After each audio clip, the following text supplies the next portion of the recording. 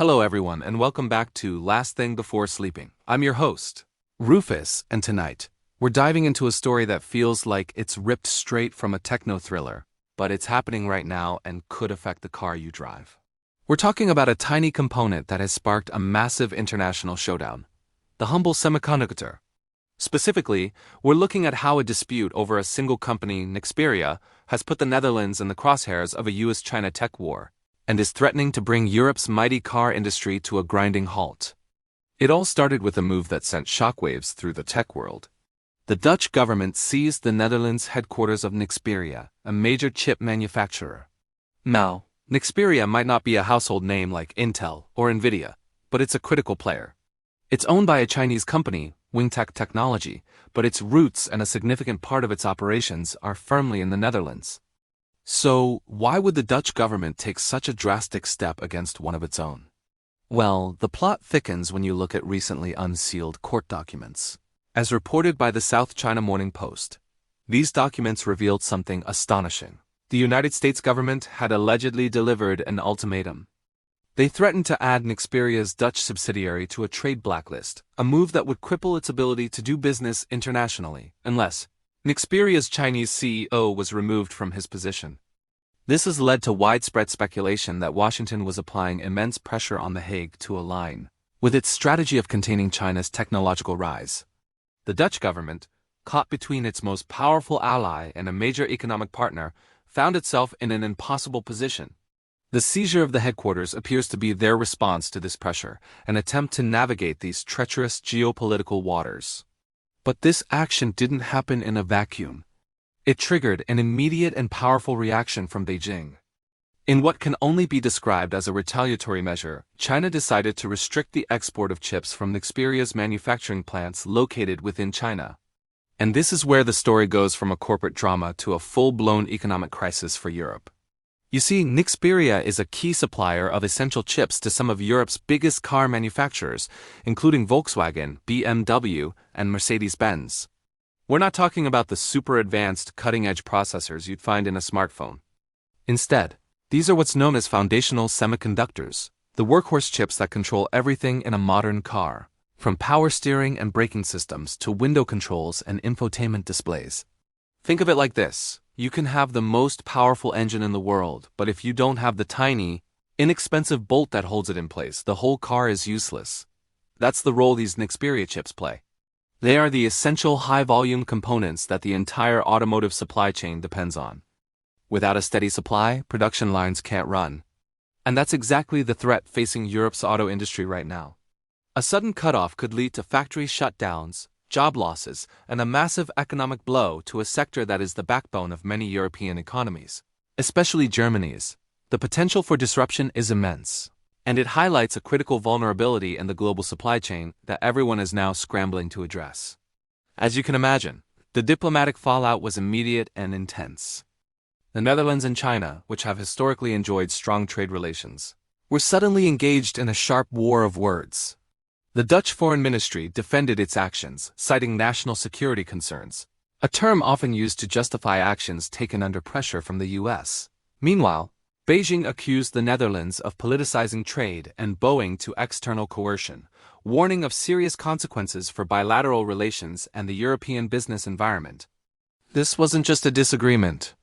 It was a fundamental clash of interests playing out on the world stage, with the Netherlands caught squarely in the middle. The incident served as a stark reminder that in this new era of great power competition, economic interdependence can be weaponized, and no country, no matter how prosperous, is immune. The situation looked grim, with Europe's auto industry bracing for the worst. But then, a glimmer of hope appeared on the horizon. On October 30, 2025, a crucial summit took place between the leaders of the United States and China. While the full details of their discussions remain private, the meeting appears to have had a de-escalating effect on several fronts, including the Nexperia dispute. Following the summit, there was a noticeable shift in tone from Beijing. Chinese officials announced that they would take appropriate measures to resume the export of chips from Nexperia's facilities in China. This was the breakthrough everyone was hoping for. It suggested that a back-channel deal had been struck, likely involving concessions from all sides, to pull the situation back from the brink. The immediate crisis, it seemed, might be averted. However, it's crucial to understand that this is not the end of the story. The announcement to resume exports is a significant step, but the underlying issues are far from resolved. Right now, officials from the Netherlands, China, and likely with quiet input from the US and European carmakers, are engaged in ongoing, complex negotiations. They are working to hammer out a long-term solution that can fully resolve the issue. What does a full resolution look like? It would need to address US security concerns, protect China's economic interests, and, most importantly, guarantee a stable and predictable supply of chips for Europe's auto industry. This involves untangling a complex web of corporate ownership, national security regulations, and trade dependencies. The talks are delicate, and the outcome will set a major precedent for how future tech disputes between the West and China are handled. So, what does this all mean for the future?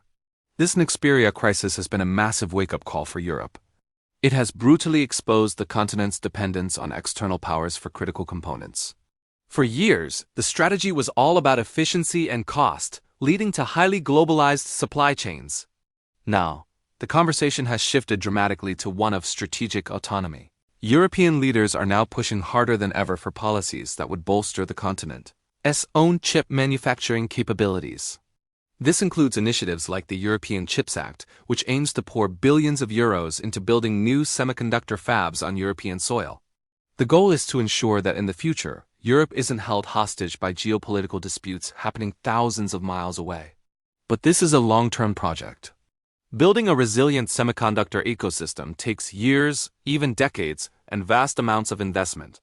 In the short term, the fate of thousands of jobs and a cornerstone of the European economy hangs in the balance, dependent on the outcome of these ongoing talks. The Nexperia saga is a perfect case study of our interconnected world where a decision made in one capital can cause a crisis in another, and a tiny piece of silicon can become a pawn in a global power struggle. We will be watching this story very closely as it develops, because its implications extend far beyond the Netherlands, affecting everything from international relations to the price and availability of your next car. It truly shows that in the 21st century, the biggest battles are often fought not with armies, but with technology and trade. That's all the time we have for tonight on Last Thing Before Sleeping. This is a complex and evolving situation, and we'll be sure to bring you updates as they happen. What do you think Europe should do to secure its supply chains? Let me know your thoughts in the comments below. Thank you for joining me. If you found this breakdown informative, please consider hitting that like button and subscribing to the channel so you don't miss our future deep dives. I'm Rufus, and I'll see you next time. Sleep well.